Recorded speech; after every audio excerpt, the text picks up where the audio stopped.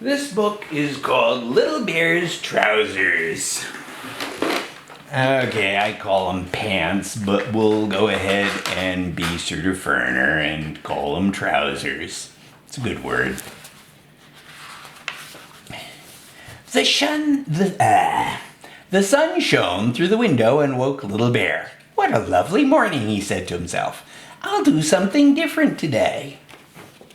He jumped down from the bed, took off his pajamas, and looked for his trousers. He looked on the chair where he'd left them, and he looked on the floor under the chair, and then he looked through the chest of drawers in case they were there, but they weren't. They were nowhere.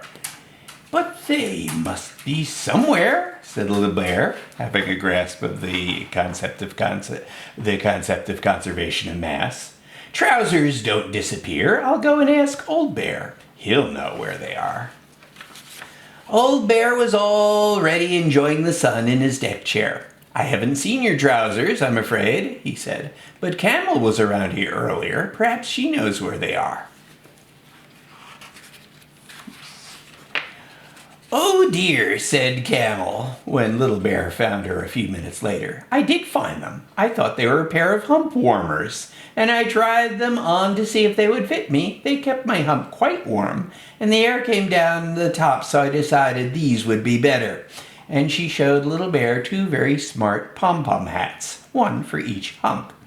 I gave the old hump warmers to Sailor to use for sails for his boat. Jump on my back and let's see if we can find him. Little Bear scrambled up, and they galloped off in the direction of the bathroom. And there he is.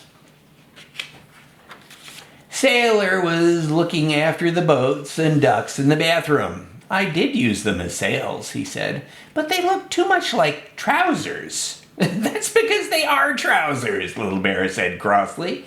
Where are they now? I gave them to Dog to keep his bones in, said Sailor. Sorry, Little Bear. We'd better hurry. He might be anywhere by now. Dog was happily burying his bones in the flower pot when Little Bear found him. My bones kept falling through the two-bone bone holder, he said. Two-bone bone holder? Cried Little Bear in dismay. Oh, Dog, can't you recognize trousers when you see them? Oh, dear, said Dog. I do feel silly. I gave them to Rabbit. He said he needed a skiing hat, and your trousers look just perfect. I am sorry. Whee! Cried Rabbit as he shot past Little Bear a few minutes later, skiing down the banister on two lollipop stick skis. He didn't have Little Bear's trousers on his head now. But I did have them earlier, explained when Little Bear caught up with him. They made a lovely rabbit hat, with plenty of room for my ears, but they slipped over my eyes and it crashed, so I decided it was safer without them. I gave them to Zebra to carry her building blocks in. Zebra was building a house when Little Bear arrived, but his trousers were nowhere to be seen. I wondered whose they were, she said. They were terribly useful. I tied up the legs with string and put them on my back and carried the bricks here in them. But when I had enough bricks for my house, I gave them to Duck to use as a flag for a sandcastle. I'm sorry, Little Bear. I didn't know they belonged to you. Duck was in the sand tray looking sadly at the castle he made. There was no trouser flag on the top now. I did use the flag that Zebra gave me, he sighed. But Bramwell Brown came and said that it was just what he needed urgently in the kitchen. He gave me this paper flag to use instead. Never mind, said Little Bear with a sigh, feeling quite glad that his trousers were not covered with sand. The kitchen was in a terrible muddle. There were bowls and spoons and eggs and flour, and in the middle of it all sat Bramwell Brown. There we go. He had Little Bear's trousers, but oh dear, he had filled them with pink icing and was busy decorating a huge cake with them. It's a special occasion cake, said Bramwell, and you have to put icing on special occasion cakes. This is a rule, you understand. I thought I could do two stripes at once with these icing bags. But they're not icing bags, they are my trousers, sniffed Little Bear, trying hard not to cry.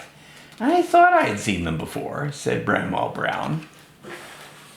Don't worry, Little Bear, said Old Bear, who always arrived at the right moment.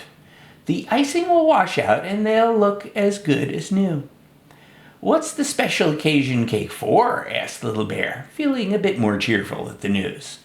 Well, I didn't really know, said Bramwell. I just felt like making one. Old Bear thought hard.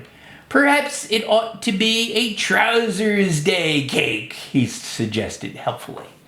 So that's what Bramwell Brown wrote on the cake, twice.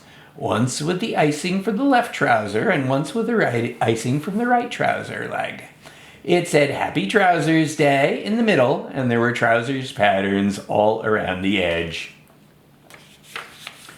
Duck washed Little Bear's trousers and dried them next to the stove.